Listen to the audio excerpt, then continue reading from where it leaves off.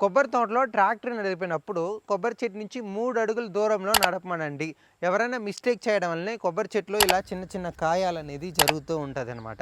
ఇది ఏం వల్ల జరుగుతదంటే, ఈ ట్రాక్టర్ నడిపేవాడు కానీ, లేదు జేసీబీ డ్రైవర్ గానీ తెలియక వచ్చి కొబ్బరి చెట్టుని గుద్దేస్తారనమాట. అలా గుద్దడం వల్ల కాయమైతది. ఆ కాయము, పురుగులంతా వచ్చి పెద్ద హోల్ చేసి కొబ్బరి చెట్టుని పాడు చేస్తదనమాట.